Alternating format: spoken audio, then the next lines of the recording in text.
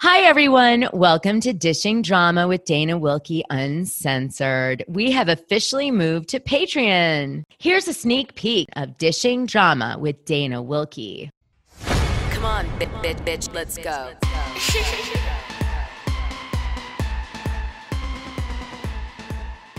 Well, welcome back. I have the Real Housewives of Salt Lake City alumni Angie Harrington on for part 2 in our The Stranger Things of Utah series that we did. It is a series because part 1 and part 2 cover so many of the oddities that have happened coming out of Utah, and there's so many. So in this part, we're going to talk about some of the other paranormal things happening in Utah, and then we're going to tackle some of Angie Harrington's experience on Real Housewives of Salt Lake City. So buckle up, Buttercup. It's going to be a ride. And with that, I'll bring us in with Stranger Things soundtrack.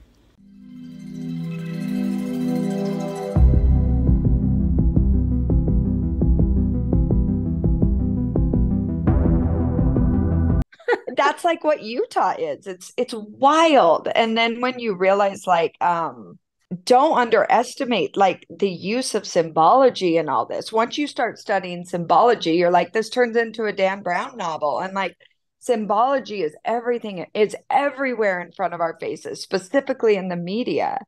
And what role it plays, I really don't know, but there's a lot of symbology in the LDS church as well. It's just fascinating. I'm like, Give me an example. To understand how it all Give works. me an example of there's LDS. Tons of so on our temples, we have a lot of symbology. And then we have a lot of symbology in common with the Masons. And I'm no longer LDS, but I respect a lot of my family and friends that are. I just want to make that disclaimer. But there's a lot of symbology in line with the Masons, which goes back to Solomon, the Solomon Temple in the Bible, and Solomonic magic, and how the occult plays into it. And it's fascinating. It's fascinating. And whether it's light or dark, I can't determine that. There's a lot of I've read so many accounts and talked to so many whistleblowers about negative experiences they've had with all this stuff. And then I've also talked to people who say, if you use magic for good, it's light magic, it's good magic, and I don't know how it all works, but I find it fascinating to study. Me too. And I do want to say, did you ever hear about the Satanism Panic of 1985 in Utah? Oh my gosh, the Glenn Pace memo. I have read that thing and it is fascinating. I mean, it's actually really sad, quite honestly, because a lot of this satanic ritual abuse, all these claims, did they turn really out to devastating? What's the feeling in Utah that it's true, it's bullshit? Like, what do they feel about it? Both. So most people in Utah don't even know about it. I think it's kept very hidden, which also makes it really challenging to know if it's real or not. But there are so many whistleblowers here that claim they have experienced it and have been through it. So the Glenn Pace memo basically was a memo, or the presiding bishop of the church at the time, I think it was in the 1960s, his name was Glenn Pace, or he could have been an apostle, don't quote me on that, but he was given an assignment to go out and investigate if there were kind of these underground satanic groups performing these horrible rituals. Now, I have friends firsthand who have been through this stuff, and it's not like it's recovered memory for them. Sorry, there goes my doorbell. No, take a minute. Stop for a second. I'll edit that out and then start again. No, my nanny will grab it. We're good. Okay. But I have friends firsthand who have been in these rituals and claim it's real. Now, the problem is there's no evidence.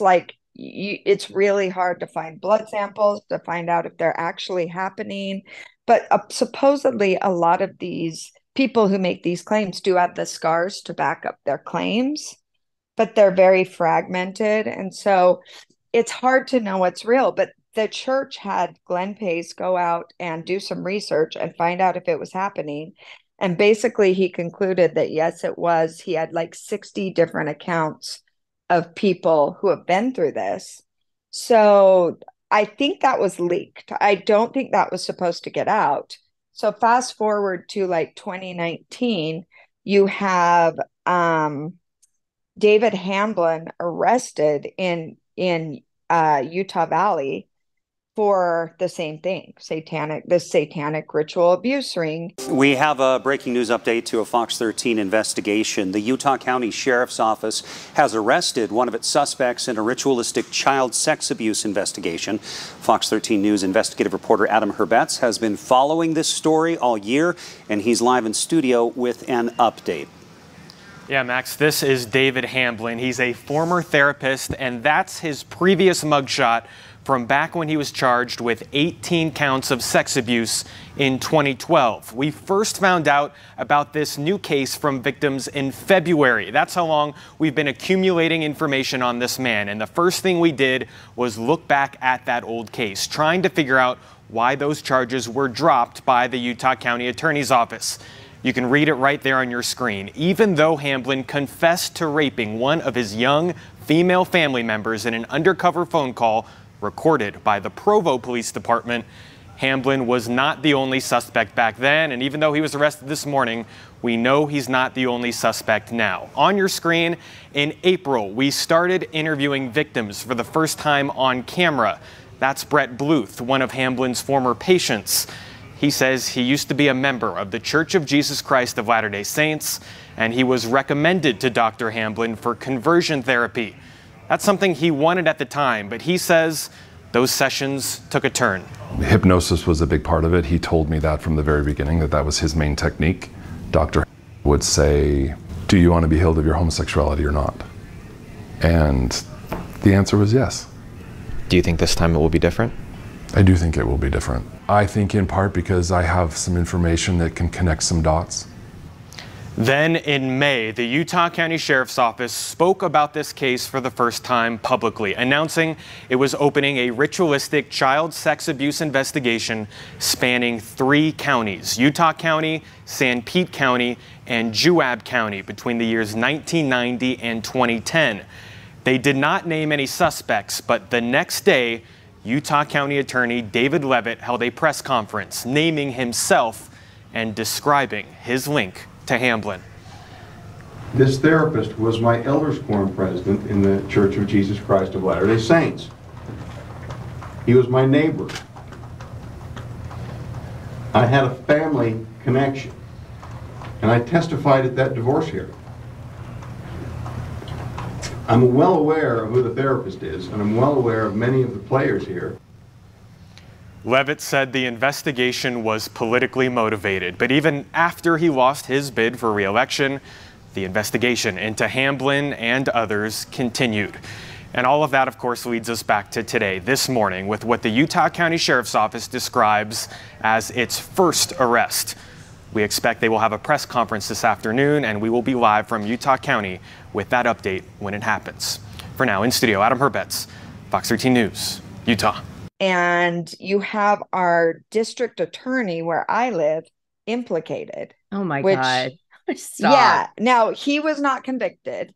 Okay. But there were people I found, these are fascinating and hard to find for specific reasons, but I read all the victim reports that were given to the police department. And they definitely claim he was there, our district attorney. I don't know if that's true. You know, that's the problem with he said, she said. But there are multiple witnesses that place a lot of these people at these crime scenes. Now, but the thing is, they weren't arrested. Only one guy was arrested, and he was kind of the leader of all this. So that just begs to question, is this real? Is this happening? Is there even evidence to convict these people? But Fox 13 did a great job reporting on this, thank goodness, because a lot of people won't touch it with a 10-foot pole. And something's happening. I don't know what. I don't know who's in charge. I don't know what's happening, but there's been a lot of reports and now some arrests suggesting that it's going on. So I don't know. So I want to stop there for a second, because what Angie's talking about is part of, I guess, a portion, a small component of the Satanic Panic of Utah. The Satanic Panic in Utah actually started in 1980s, and it's been an ongoing fear amongst Utah people that children are being used in rituals by sickos, okay? And I know it sounds like, oh, that's conspiracy theory stuff, but actually there have been people, as Angie mentioned, at different times or another related to sexual abuse scandals to do with some of the reform schools, et cetera, where the kids actually feel like they experienced child abuse in a ritualistic environment or using that. And so I'm about to talk about that a little further, but I wanted to clarify how Angie Harrington's example fits into the satanic panic as a whole, which was actually like a movement. So the flip side of what you just said was that some people believe that the panic was kind of they wanted it to be true, so they coerced children and people that were interviewed, I guess, for the purpose of elevating the moral compass of the whole society of Utah. That would be the agenda. And possibly essentially used techniques that are sort of unproven, like hypnosis, automatic writing, repressed memory studying, where you go back and you are hypnotized and you talk about your past lives. So they were saying that the stuff that they relied on for evidence was also very new agey. So I'm not sure, so they weren't really sure if it was just something someone imagined in their mind after being manipulated, or if it was actually a true memory that they experienced. And it was a lot of really scary allegations. So, it's really, like you said, it's up to everybody's own interpretation. Was this someone's agenda to get people going about a high, to elevate their morality and avoid Satan? And so they created this self-fulfilling prophecy by manipulating 100 people to tell a story about how they were confiscated as children and put in these ceremonies, but survived it, and using like hypnosis and all this stuff, which is a speculative. Or was it real? And they No, totally. And that's the hard thing to determine, because from what I've seen, and I could have this wrong if I remember correctly, at least in Utah, I don't believe hypnotherapy or recovered memory using hypnotherapy stands up in a court of law. And so that makes it extremely challenging, because a lot of these memories are repressed. Now, like I said, my friend remembers it clear as day. No repressed memories, no recovery. And this was straight from the horse's mouth. Wow. So his experience Let's get her on the show. Or get him on the show. I mean, I'll have to talk to him, because I don't want to speak on his behalf, but his experiences was really interesting and is definitely in line with a lot of what these whistleblowers are claiming. And then you've got the other school of thought, which would be, there is a program called MK Ultra where they fragment your mind. The government practiced this, I want to say 60s, 70s, 80s, maybe still today, I don't know. And it causes you to forget these things that are happening. I was given a glass of Kool-Aid, and so were the other children. This Kool-Aid was spiked with LSD. It was horrible. In the early days of the Cold War, the CIA ordered the creation of a secret program intended to find ways of mind control. They funded an army of psychiatric institutions across the United States and Canada to perform experiments on unsuspecting patients using psychedelic drugs, sensory deprivation, electroshock treatment, and more. The program was known by its codename, MK Ultra. So there's so many ideas that I really am not an expert on. I've just read. I try to read both sides of everything and determine from there, just to make sure I'm not getting too deep down a rabbit hole that isn't sustainable. And my best guess is it does go on. I don't know how common it is. I don't know how widespread it is. That I don't know. All right, let me tell you why I think Utah's a hub. Okay. And then you can comment if you want to after each one. Okay. All right. So there are rumors that Utah actually has multiple special energy vortexes. Do you believe that's true? Or have you experienced it? I believe that's true. Okay. Now, this is why the place is supposedly very haunted. And it's also why there's supposedly so many spiritual retreats and everything that pop up in Utah, because people are drawn to the energy without realizing it. Yeah. By the way, I did go to one of these really hardcore retreats in Utah. And at one point, they had us all put on gowns and say like we were goddesses and we married ourselves. It was so weird. Oh gosh. And I paid for this. I just I paid for this. Honestly, my suggestion to everybody who looks into this stuff, remember, you are sovereign of your own mind. That's where the cult stuff gets scary, is people start to feel like somebody has power over their own mind and discernment. That is you and your higher power, and that is it. Nobody gets to be your vessel to God.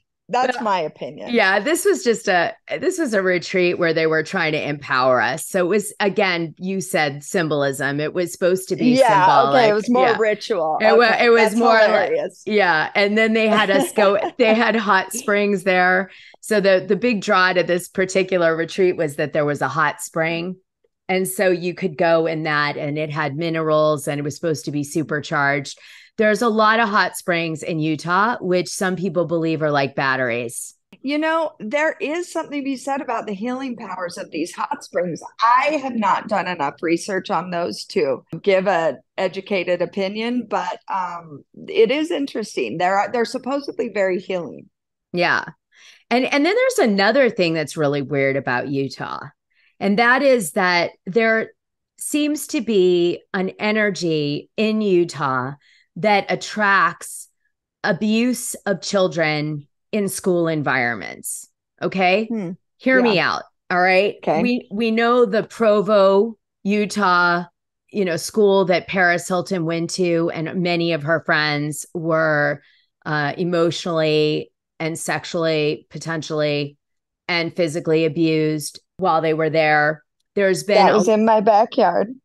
Okay. Did you ever see the school? For the full scoop, join the Dishing Drama Dana Patreon. The link is in this audio description. It's only $6 a month, and you'll get the best information and tea about the things you care about, and even the things you don't know you care about. What are you waiting for?